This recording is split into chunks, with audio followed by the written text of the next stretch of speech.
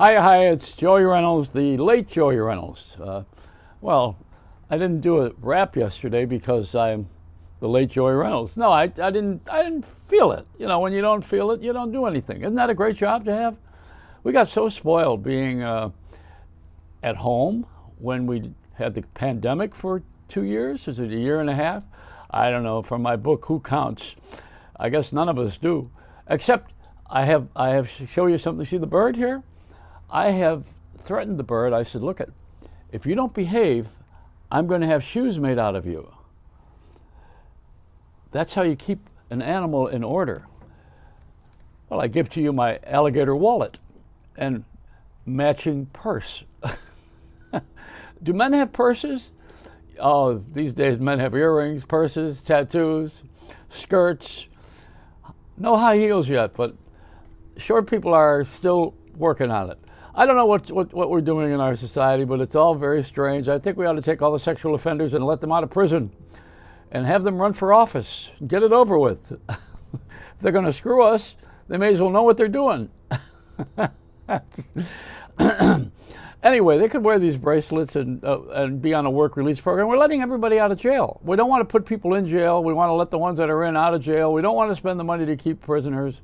We also don't want to incarcerate people because they've been wrongfully incarcerated and they weren't guilty of the crime with the DNA. And like this kid that shot 3 people, but he didn't really do anything. He just shot 3 people and killed them. But he had a good reason to do that because he was nuts. That's what it was. Crazy kid. He's crazy. Put him in an asylum somewhere. What are we doing? But you know what? We don't have the better sense anymore because we don't want to hurt anybody. We don't want to interrupt their flow. We don't want to get into their zone and hurt the flow. Now let me show you some. Years ago, I just wanted to show you this. You know, I always complain about CBS having the black eye and how they're always pushing the black agenda. You know, you've heard me do that before if you watch this. This is what I was into right from the very beginning. It's called Eracism, the removal from existence of the belief that one race is superior to another. Eracism. And I even pushed it on my show on WOR with my daughter, Mercedes. I have a Mercedes, not the car. I have that too. It's old. So is she now. I hope she's not watching this. But see, Erace, look what I have over here on my table. See, I've got the wise owl.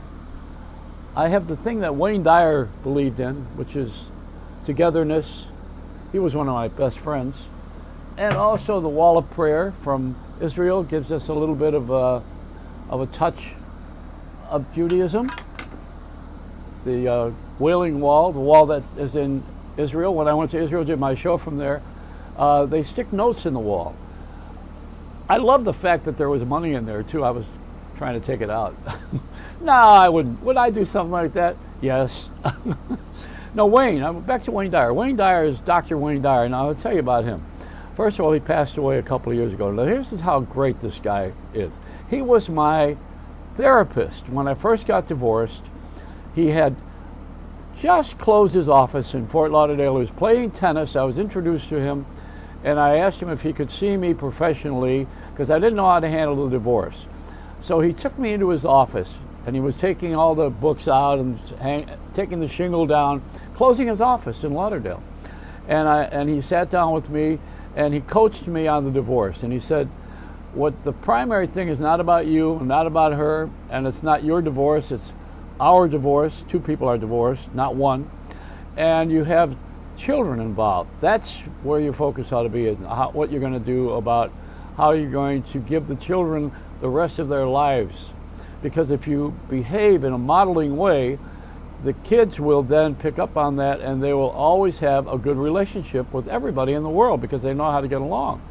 And it will have already been modeled by the parents. So that was Wayne's thought. Now, I stayed friendly with him. He was on my show. He loved the all-night show because he could sit there and jam for 2, 3, 4 hours. Matter of fact, before he became famous, he used to sit there, I think with Long John Nebel was his name, if you are from New York and know that name. He was always loving radio, way before public television. And then he got famous with the book, The Erroneous Zones, I think it was called, the first one, and where you fly like an eagle, not a turkey, speaking of Thanksgiving. So, you know, Wayne Dyer was such a great friend to me personally, and we stayed really close on the air. And when I went to Maui, I would see him all of the time and spend time with him and have him on my shows from Hawaii, 2 different islands, as a matter of fact, Oahu and Maui. I had a good friendship with Dr. Jerry Jampolsky and Diane, his wife, who's a therapist, and Jerry was the first self-help author for Earl Nightingale. He wrote Love is Letting Go of Fear. And that was the first one of those books. Wayne's books were very popular. He was popular. He was on PBS television for a number of years, and he spoke very well. So the other day, I sent my video around. Well, you know, I do this thing on YouTube.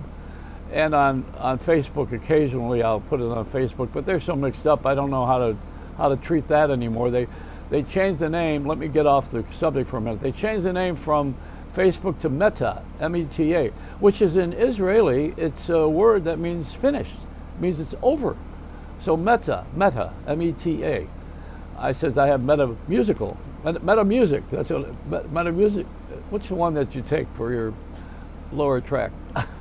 Metamucil, that's it. I have Metamusic.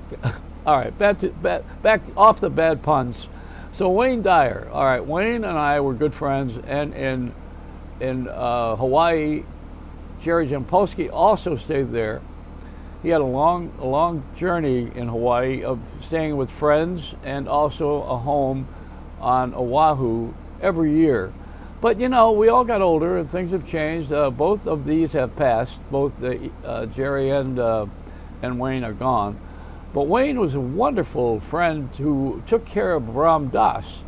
He was a spiritual guy who was a Jewish kid from Long Island who took on that spiritual name of Ram Dass. I don't know what that means. It must be some Indian name. That I don't know. Mine would be Meta. Anyway, he had this thing with America and the world from Hawaii, Ram Dass, and he was teaching Buddhism and Buddhist practices. And that was very common for Jewish people to have embraced Buddhism easier than most of the other religions, it seems. Got to be careful with all these things I'm saying because they all require a lot of arguments. So anyway, Wayne. All right, Wayne took care of Ram Dass because Ram went broke and he had leukemia. So Wayne paid for all of his bills, his house and everything else.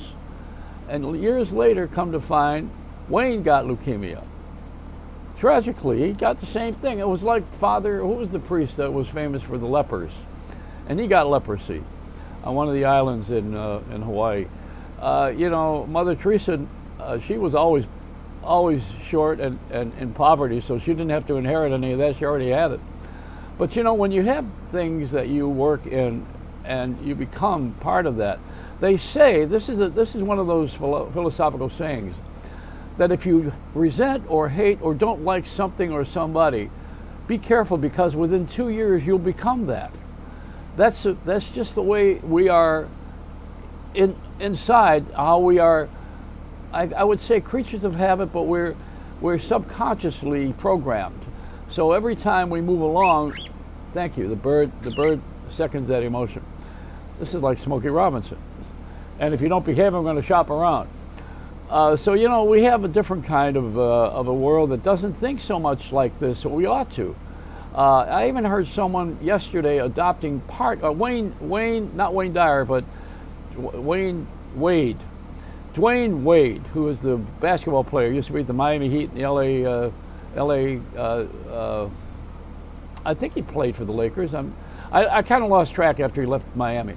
But whatever the case, he had written a book, and he's retired from basketball, and he was saying something about tough people and tough times, and it reminded me of the Robert Schuller. You know, tough times never last, but tough people do, and that's exactly the thought that I want to put out there today. And you wonder how people are able to afford all of this travel and everything this Thanksgiving when they don't have jobs. And my daughter enlightened me a little bit. She said, you know, people didn't work. But they didn't go anywhere either. So they had a chance to put money aside. And I thought, well, if you don't have any coming in, but they did have jobs. They were working out of the home, but they didn't have any expenses. You didn't have to pay for transportation to go to work, and some of the things that we would do if we were to go to work, which is to go out to dinner and take people out and everything, joining all these socials. So we became a society that had some bucks, and now we have a couple dollars to use before Thanksgiving. And that's probably what that is. The gas price in California, $6, that's outrageous. I mean, they're selling that like we did when I bought cocaine. And it must have something in it that everybody needs to have. And I think, on that note, I took Wayne Dyer in my hydrogen-driven car from General Motors. It was called the Equinox. They have now renamed one of their gas-driven vehicles Equinox. But this was the hydrogen car. They built 25 of them, and I had one of them. And you had to experience it. I've talked about this before in the air. I've had so many people in that car, including my favorite ride was with Willis Pyle, who built the monorail with Walt Disney at Disneyland years ago. He was also the last of the living Disney artists with Snow White and Pinocchio. He goes way back. Fantasia. This is a great artist friend. He was in his 90s. I took him in the hydrogen car, and he was giggling all over. He said, I wish we had this for the monorail, because the monorail uses diesel fuel, which is poisoning the air. You know, that's the worst kind of fuel, one of them. So now I think if we had the hydrogen car instead of the electric car, I don't know why we got electric. The electric is backed up by fuel. That's probably why. To charge a battery, you need to have some sort of generator. The generator is probably driven by oil, and we're not going to piss off half of Asia and the world where we actually support the oil industry. But we should. I think a brave move would be to get a hydrogen car, put it on the marketplace. General Motors had it down. They went to Obama, and he cut out the program because they were looking for a bailout, and this was extra money for them. Thank you for the affirmation. So the bird, Live Nation, the Bird Nation here. The bird gave me a hickey. She loves me. I got to get out of here now. I think my time is up. This is the bird call. You get 2 tweets, and you know that she wants to tweet me. It's over. It's over. Let a smile be your umbrella, but don't get a mouthful of